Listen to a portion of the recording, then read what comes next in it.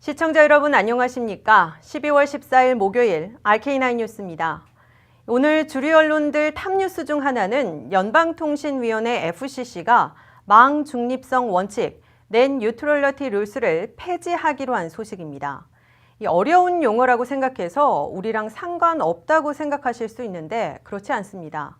앞으로는 컴캐스트나 버라이즌과 같은 통신 사업자가 사람이 많이 몰리는 인기 웹사이트 접속에는 요금을 더 물릴 수도 있고요. 또 돈을 더 내면 특정 사이트의 접속 속도를 올려줄 수도 있습니다. 아니면 아예 그 특정 사이트 접속을 제한할 수도 있습니다. 지금까지는 이런 행위가 모두 금지됐었는데 이제 모두 풀리는 겁니다. 이렇게 막강한 컨텐츠 유통 재량권을 갖게 된 통신사는 웃게 된 반면 구글이나 페이스북, 넷플릭스 같은 IT 공룡들은 이제 울게 되면서 인터넷 업계 지각 변동이 불가피해졌습니다. 오늘 뉴스 시작하겠습니다. 2018년 새해부터 법인세를 현행 35%에서 21%로 대폭 낮추고 개인소득세 최고세율도 39.6%에서 37%로 내리는 등으로 조정된 최종 감세안이 사실상 확정되면서 이르면 다음 주 최종 표결에 붙여집니다. 이 최종안에서는 75만 달러까지의 몰기지에 대해 이자분을 공제해주고 지방세는 $10,000까지 연방세에서 제외해주며 의료비용, 학자금 융자이자, 그리고 은퇴연금에 대한 세제 혜택과 대학원생들의 면제 수업료에 대한 무과세는 그대로 유지됩니다. 자세한 소식 워싱턴에서 한면택 특파원이 보도합니다. 2018년 새해부터 10년간 1조 4천억 달러의 세금을 깎아주겠다는 초대형 감세안에 상하원 조정 최종 법안이 사실상 확정돼 성탄절 선물로 다가오고 있습니다. 백악관과 공화당 지도부는 내주 연방 상하원에서 최종안을 가결한 후에 도널드 트럼프 대통령의 서명까지 마쳐 성탄절 선물로 삼겠다고 밝히고 있습니다. 상하원에서 통과된 감세안을 놓고 조정한 최종 감세안에 따르면 첫째, 법인세는 현행 35%에서 2018년부터 21%로 대폭 내리도록 확정했습니다. 적용 시기는 하원안대로 2018년으로 결정하고 당초의 20%보다 1포인트 높여 21%로 낮추기로 했습니다. 둘째, 개인소득세 최고세율을 현행 39.6%에서 37%로 내리기로 했습니다. 하원안은 39.6% 유지, 상원안은 38.5%였으나 그보다 더 낮춘 37%로 인하하기로 한 겁니다. 셋째, 주택모기지에 대해서는 상하원안의 중간인 75만 달러까지 그 납부이자에 대해서 공제해주고 지방세는 재산세, 소득세, 판매세를 합한 납부액이 $10,000까지 연방세에서 제외해주기로 했습니다. 이로써 주택가격과 지방세가 높은 캘리포니아, 뉴욕, 뉴저지 등 지에서는 세금 폭탄을 피하게 됐습니다. 넷째, 880만 명이나 세제 혜택을 보고 있는 소득의 10%를 넘는 높은 의료비용과 학자금 융자에 대한 납부이자, 은퇴연금 등에 대한 세액공제는 그대로 유지되고 대학원생들이 면제받는 수업료에 대해서도 계속 무과세하기로 했습니다. 다섯째, 기본공제 스탠다드 디덕션은 24,000달러로 부양자녀 차일드 텍스 크레딧은 1인당 2,000달러로 현재보다 각각 2배 오르게 됩니다.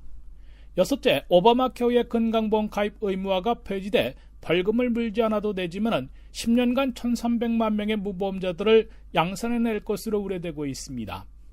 연방 상원에서는 암 치료 중인 존 맥케인 상원의원이 표결에 참석할 수 있는 상태가 되면 내주 표결에 붙여 승인할 수 있을 것으로 보이고 직후 연방 하원에서 최종 가결에 트럼프 대통령의 서명까지 끝낼 것으로 예고되고 있습니다. 지금까지 워싱턴에서 RKTV 뉴스 한면택입니다.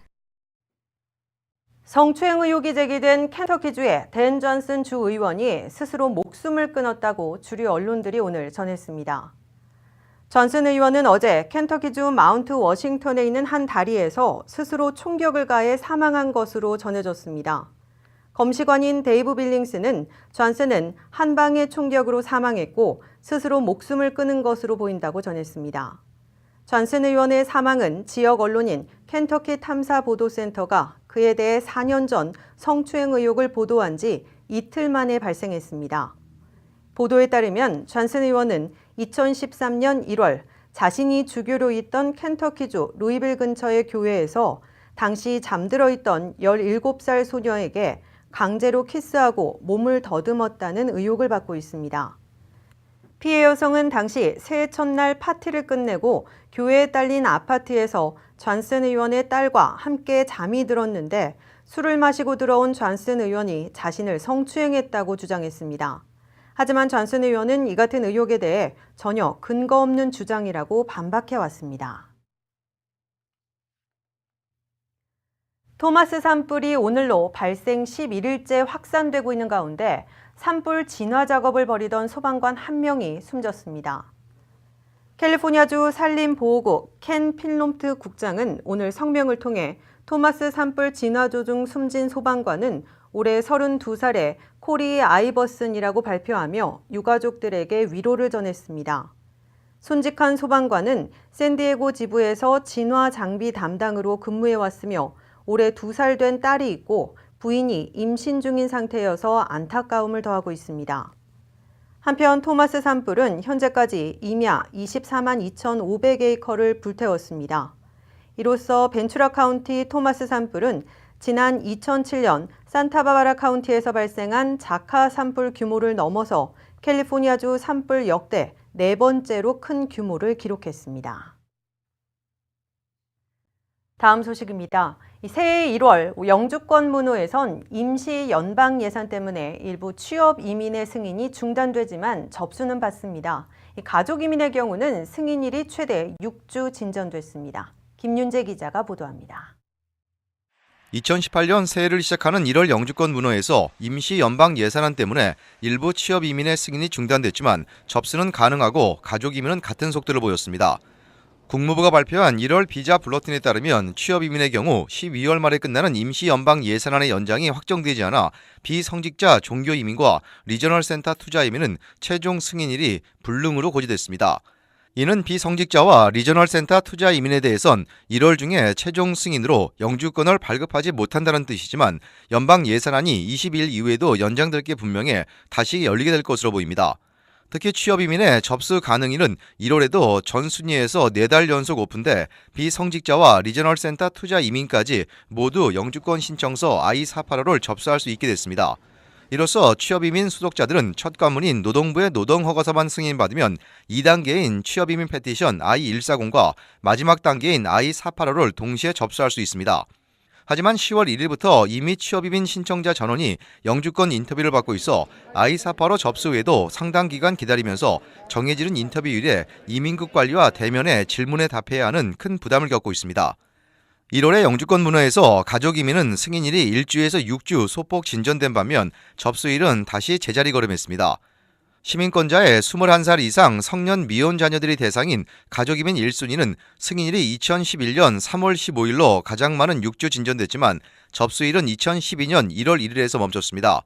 영주권자의 배우자와 미성년 자녀들이 대상인 가족이민 2A 순위는 승인일이 2016년 2월 1일로 5주 더 나아간 반면에 접수일은 2016년 11월 1일에서 연속 동결됐습니다. 영주권자의 성년 미혼 자녀인 2순위 B는 승인일이 2010년 12월 1일로 1주 진전에 그쳤고 접수일은 2011년 9월 1일에서 계속 제자리 걸음했습니다. 시민권자의 기혼 자녀인 3순위는 승인일이 2005년 10월 8일로 한 달 진전된 반면 접수일은 2005년 12월 1일로 전달과 같았습니다. 시민권자의 형제 자매 초청인 4순위는 승인일이 2004년 6월 22일로 보름 진전됐지만 접수일은 2004년 11월 15일에서 동결됐습니다. RKTV 뉴스 김윤재입니다. RK9 뉴스 잠시 후에 계속됩니다.